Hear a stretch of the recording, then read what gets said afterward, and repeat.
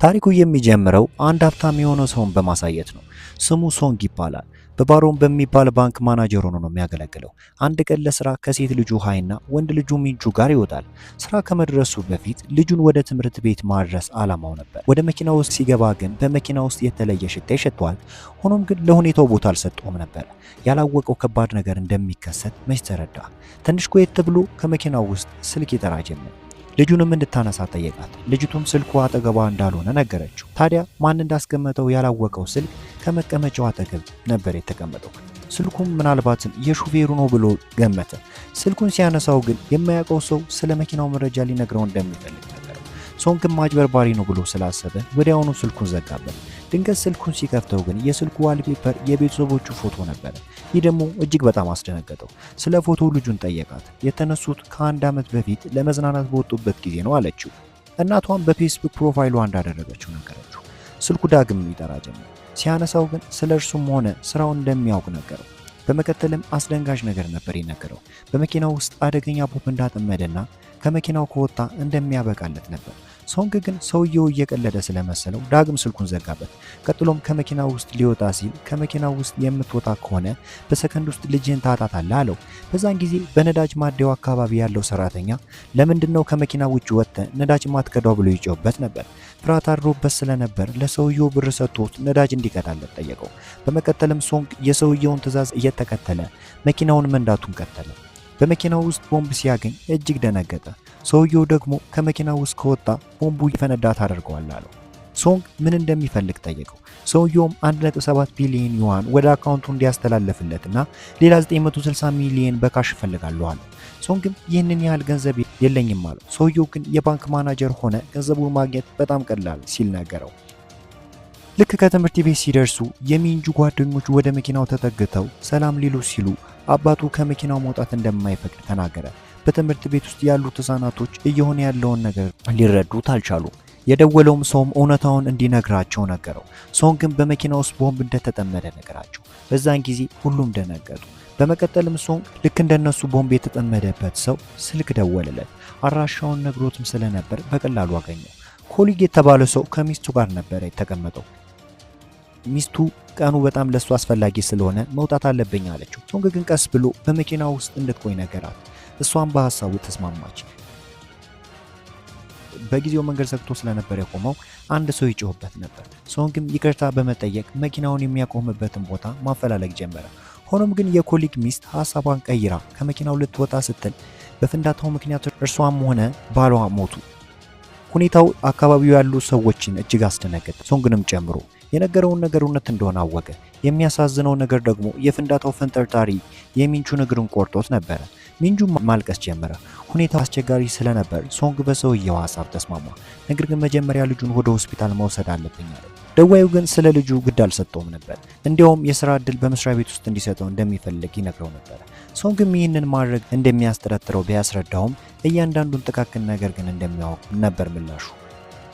ሶንግም እንዳይታወቅበት ወደ ባልደረቦቹ በመደወል አዲስ የኢንቨስትመንት እድል እንደተገኘ ነገራቸው።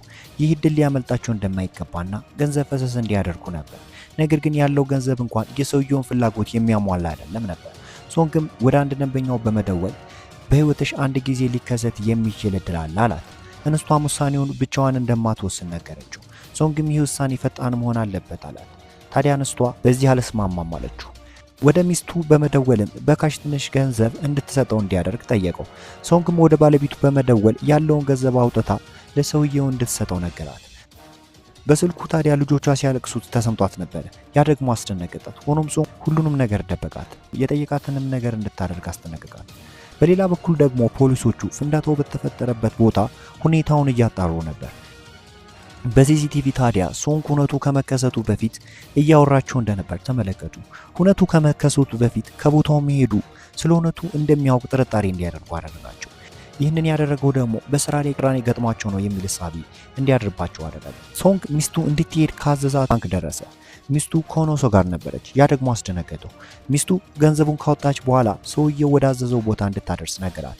ታዲያ አንድ ረጅም ሰው ከቦታው ሲደርስ ከስፍራው እንድታመልጥ ነገራት። በቦታው የነበሩት ፖሊሶች ግን ያንን ሰው እጅ ከፍንጅ ያዙት። በዛን ጊዜ ሶንግ ቤተሰቦቼ ዳኑልኝ ብሎ የረፍት ስሜት ይሰማው ነበር። ሆኖም ሰውየው መደወልን አላቆሙም ነበር። ከፖሊሶቹ ጋር መገናኘት ትልቅ ስህተት ነው አለው። የሚፈነዳበትንም ደቂቃ ይቆጥርለት። ፍንዳታው ግን በተቃራኒ ፖሊሶቹ በነበሩበት ቦታ ነበር። ቦታው በጭስ ተሞላ። እንደ ድል ሆኖ ግን የሶንግ ባለቤት መትረፍ ቻለች። ሰውየው አሁንም ቢሆን ገንዘቡን እንደሚፈልግ ማስጠንቀቁ ቀጠለ። ፖሊሶቹ የአሁኑንም ክስተት ሲመለከቱ ከፍንዳታው አቅራቢያ ሶንግን መመልከት ችሎ ነበር። ይህ ደግሞ ሰውየው በእውነቱ ውስጥ እጁ እንዳለበት እንዲጠራጠር አደረጋቸው። ሶንግ ወደ መስሪያ ቤቱ ቢደውልም በቂ ገንዘብ እንደሌለ ነገረው። ሶንግም እየጮኸ ያለውን ገንዘብ እንዲልክለት ጠየቀው። ሁኔታውን የሚያከፋው ደግሞ ሰውየው ድንቡሎ ሳንቲም እንኳን ለመላክ ፈቃደኛ እንዳልሆነ የነገረው። በመኪና ውስጥ ደግሞ የሶንግ ልጅ ሚንጁን እግር መድማቱን ቀጠለ። ሁኔታው እየከፋ ስለነበር ልጁን ወደ ሆስፒታል እንዲወስድ ደጋግሞ ጠየቀው። ሰውየው ግን ርህራሄ የሚባል ነገር አላሳየም። በዛች ቅጽበት ፖሊሱ ወደ መኪናው ተጠግቶ ከመኪናው ውጣ ይለዋል። ሶንግ ግን እንኳን ሊሰማውና ቀጥታ ወደ ሆስፒታል መጓዙን ቀጠለ። በዛ ጊዜ ሄሊኮፕተርን ጨምሮ በርካታ መኪናዎች መኪናውን መከተል ጀመሩ። በዚህም ምክንያት ሶንግ በፖሊሶቹ ተከቦ ከአንድ ስፍራ ቆመ። ከመኪና ውስጥ እንዲወጣ ሲያስጠነቅቁት በመኪና ውስጥ ፈንጂ እንደተጠመደ ነገራቸው። እንዲሄድ ካልፈቀዳችሁልኝ ከልጆቹ ጋር እሞታለሁ አላቸው። ይህ ነገር ደግሞ ፖሊሶችን ጭምር አስደነገጣቸው። ታዲያ አንድ ሴት ፖሊስ ወደ መኪናው በመጠጋት ልጆቹን እንዲለቃቸው ጠየቀችው። ሆኖም በሐሳቡ አልተስማማም ነበር። በመቀጠልም የደዋዩን ጥሪ ያሳያል። መርማሪዋ ሁኔታውን ስለተረዳችው የያዘችውን ውሃ ሰጠችው። ፖሊሶቹ ከቦታው ከመሄዳቸው በፊት መገናኛ ሰጥተውት ነበረ። ሁሉንም ነገር ለማዳመጥ ነው አላማቸው። ደግሞ ሶንግም መገናኛውን ከስልኩ ጎን አስቀመጠው። ሆኖ ሰውየው ብልህ ነው። በቴክስት መገናኛውን ከመኪናው እንዲወረውር ነገረው። አማራጭ ስላልነበረው ወረወረው። መርማሪው ያንን ድርጊቱን ስታይ ደነገጠች። ሁሉም እየተመለከቱት ነበር። የሚደውለውም ሰው ከቅርቡ እንዳለ አሰበ። ሰውየውም ከሰዎቹ መሃል ሆኖ መደወሉን ቀጠለ። ለመርማሪዎቹ ግን መናገር አይችልም፣ ምክንያቱም መገናኛው የለም ነው። ደዋዩ ቀጥሎም እንደ ቀድሞ አይነት ተራ ህይወት እየኖርኩ ቢሆን ኖሮ ሁሉም ባልተከሰተ ነበር አለው።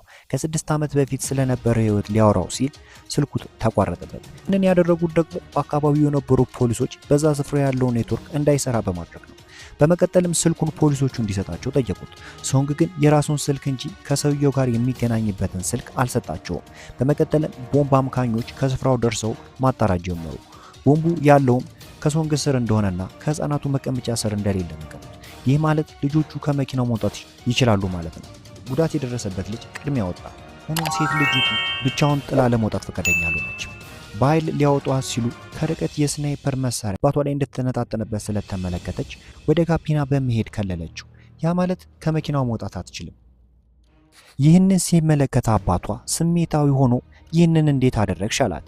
ከርቀት ስናይፐር እንደተመለከተችና እንዲሞት ጥላው መሄድ እንደማትፈልግ ነገረችው።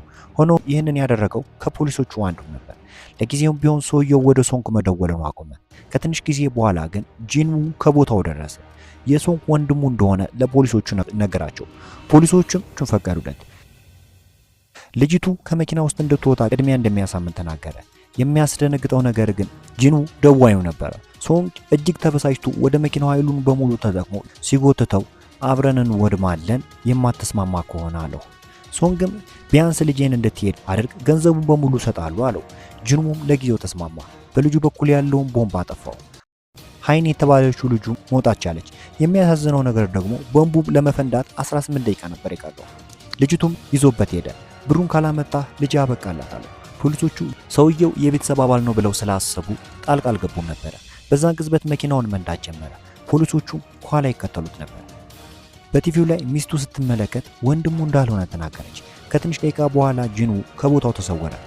ሶንግም ለጂንዉ ያለ ፍቃድ ገንዘቡን ካወጣ እንደሚታሰር ነገረው። በዛን ጊዜ ተስፋ አጣ። ለሚስቱን በመደወል ሞባይል ባንኪንግ በመጠቀም ከአካውንቱ ያለውን ገንዘብ እንድታስተላልፍለት ጠይቃል። ሰውየውም ከ6 ዓመት በፊት ሶንግ ተራ ተቀጣሪ ነበር። በባንክ ውስጥ ታዲያ ደንበኞችን በኬሚካል ፋብሪካ ገንዘባቸውን እንዲያወጡ አደረገ። ካምፓኒው ሲከስርም ሁሉም ሰዎች ገንዘባቸውን ከሰሩ። አንድ ነፍሰ ጡር ሴት ያላትን ገንዘብ በሙሉ አውጥታ ነበር ያጣችው። ሶንግ መረጃውን ደብቆ ነበር። ይህንን መረጃ በመደበቁ ነው እዚህ ደረጃ የደረሰው። ያቺ ነፍሰ ጡር ሴት በትንሽ እንኳን ገንዘቡን እንዲመልስላት ብትጠይቀውም ሶንግ ግን አለስማማ ብሎ ነበር። ይቺ ሴት ታዲያ የጂንዉ ሚስት ናት። ለዚህም ነው ሊበቀል የወሰነው። በመቀጠልም ልጁ አንድ ጥሪ ደረሰው። በቢሊየን የሚቆጠር ገንዘብ ወደ አካውንቱ እንደገባ አሳወቁት። ጂንዉ ያንን ገንዘብ ለተጎጂዎች አዲስ ህይወት እንዲጀምሩ ለማድረግ አሰበ። ከሚሰራበት ቦታ ሲደርስ ብዙዎች የተቃውሞ ድምፅ እያሰሙ ነበር። ሶንግም በህይወቱ ብዙ መጥፎ ነገር እንደሰራ ተናገረ። ለዛም እየከፈለ እንደሆነ ለልጁ አስረዳት። ጂኑ ወደ ሶንግ መኪና ሲገባ ባደረገው ነገር ይቅርታ ጠየቀው። ጂኑ ግን አልተቀበለውም ነበር። የገቡበት ነገር የከፋ እንደሆነና መኪናውንም ቅርብ ወዳለ ባህር እንዲወስደው ነገር። ልክ ከባህሩ ሲገቡ ግን ጂኑ ራሱን ሳተ። በባህሩ ውስጥ ቦምቡ ቢፈነዳ ሶንግ ከፍንዳታው መትረፍ ችሎ ስለነበር በፖሊስ እጅ ስር ወደቀ። ስለ ጂኑ ሲጠይቅ ግን ጂኑ ህይወቱ እንዳለፈ ነገሩት። በመጨረሻም ሶንግ የበደላቸውን ሰው ሁሉ አንድ ባንድ ካሳቸው። እንደዚህ አይነት የፊልም ትንተና እንዲደርሳችሁ ቻናሉን ሰብስክራይብ እንዲሁም ቪዲዮ ላይክ እና ሼር ማድረግ እንዳይረሳ።